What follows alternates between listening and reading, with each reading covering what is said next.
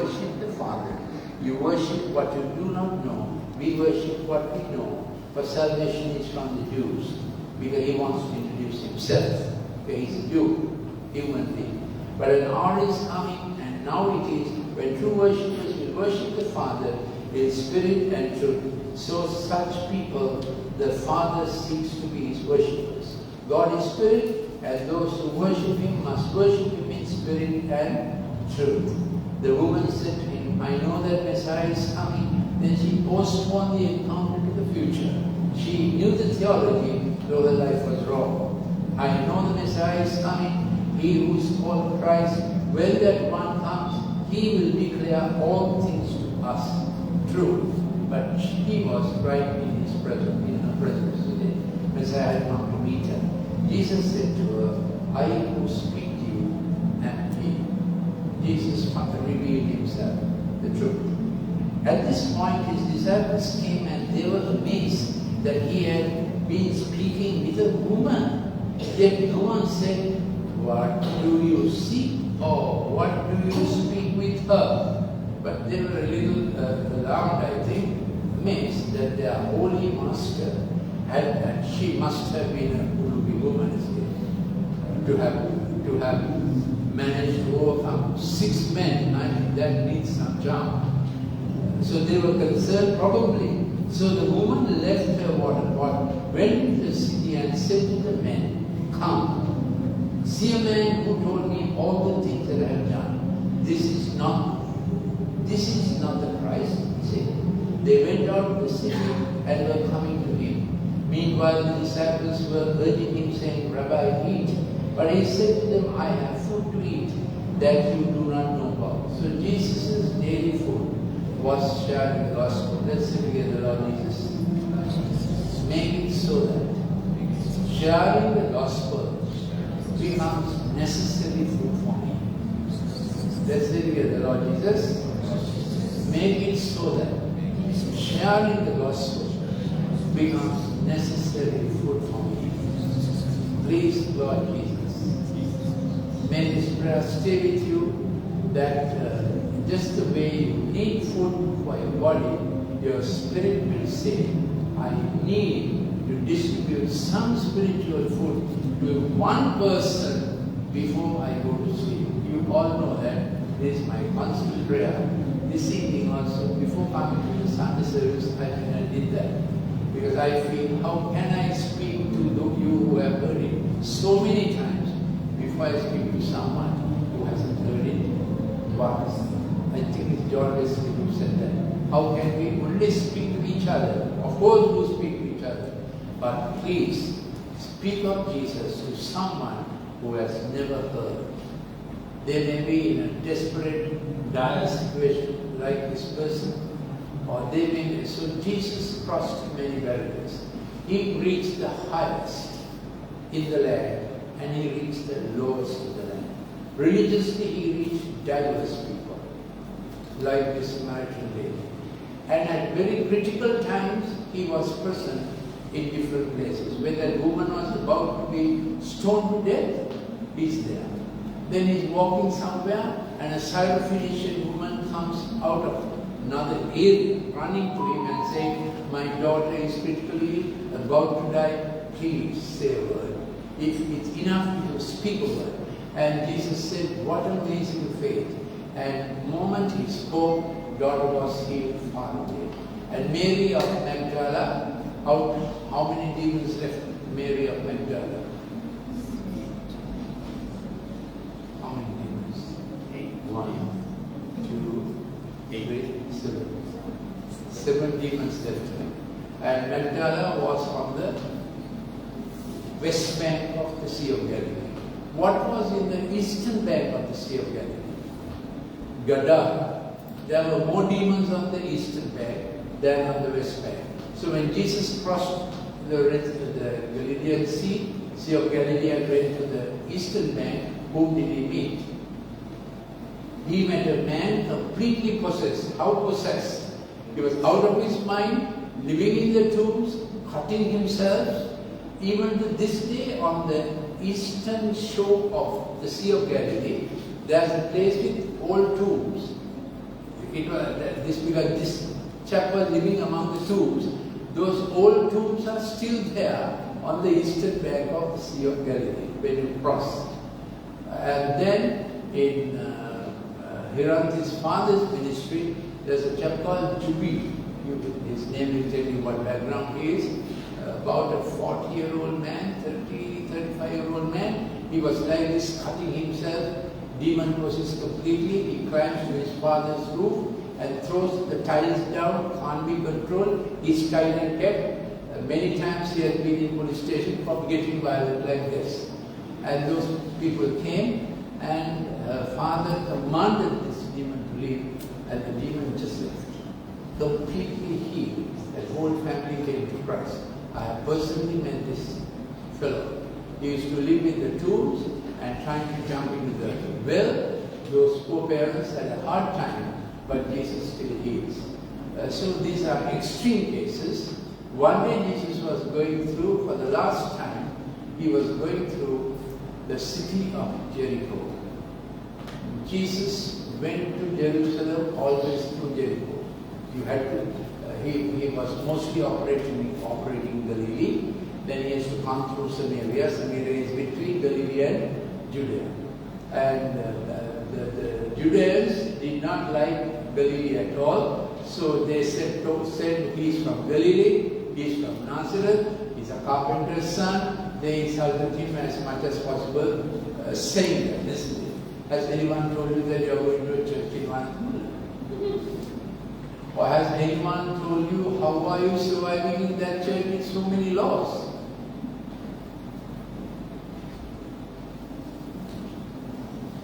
Thank God people are kind to me. Or you're kind to me.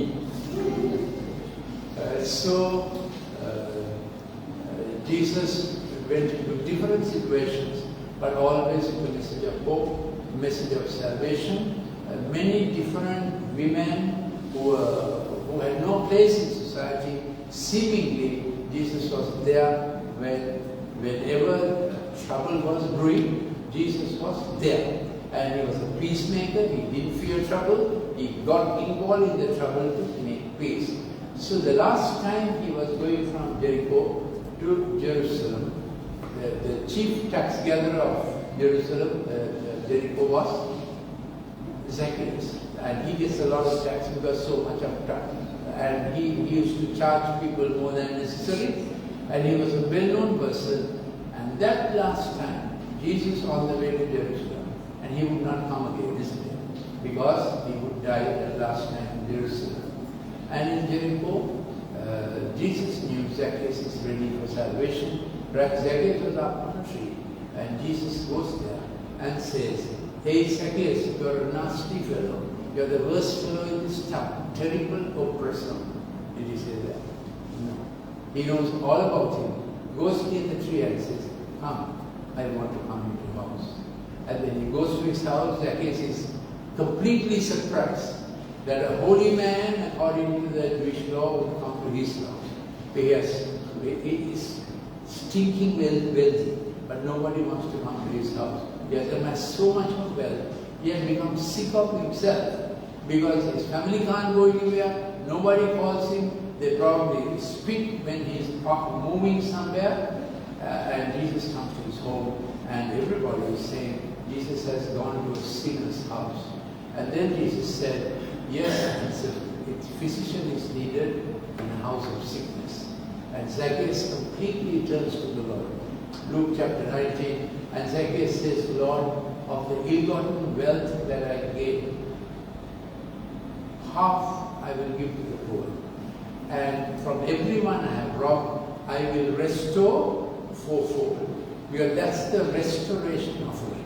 In the Old Testament, there's an offering called the restoration offering. It's fourfold. He said, I'll do this. And he did it. And church history says the Zacchaeus became a very prominent member of the church, helping the poor, and he was a well-known deacon in that entire area. That's not in the Bible. Church history has the name Zacchaeus. Zacchaeus means a Levitical name, consecrated one. So he was of the tribe of Levi, but he wanted to serve the served the Roman government as a tax gatherer. So why did Romans look for people of Levitical standing to be tax gatherers?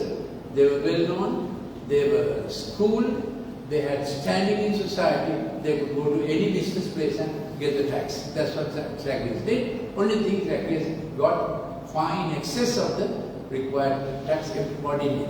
Any other tax gatherer that came to Jesus and was converted?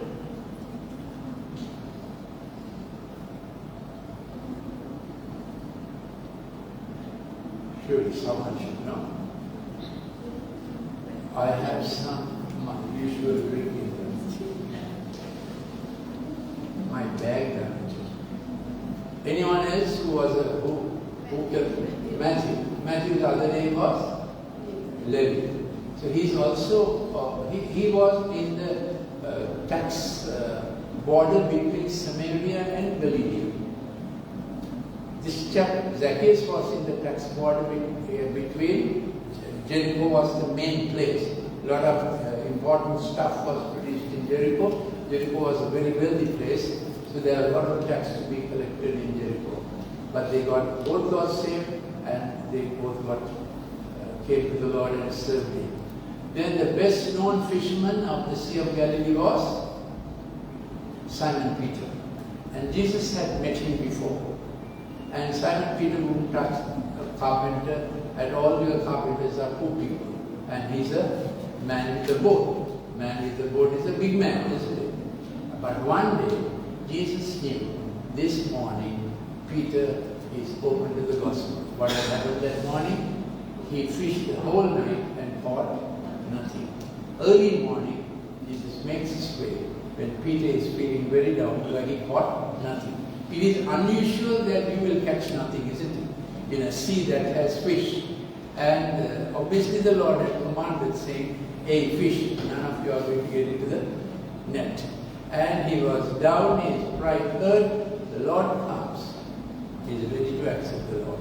And he himself said, I am a sinful man, so we don't know what Peter's sins were. Probably he was an impetuous man, a bit of the five fingers first kind of fellow. That's his character was like that. But then he came to, the Lord spoke to him the familiar language of fishing. The Lord said, shall we go yonder and cast the net? So that was appealing to Peter because he had got nothing. And there was no deal about unethical conversion. So Peter went and cast the net at a time fish would not be there. But God commanded fish now get into Peter's net, and it was so full the boat nearly sank. And as Peter saw it, he knelt down then and there and said, Lord, go away from me. I'm a sinful man. So he was a powerful man in his area, difficult character, but in a need of his pride being hurt, and he could not, he failed in the thing he was best known to, he was saved. I can give you many stories like this. So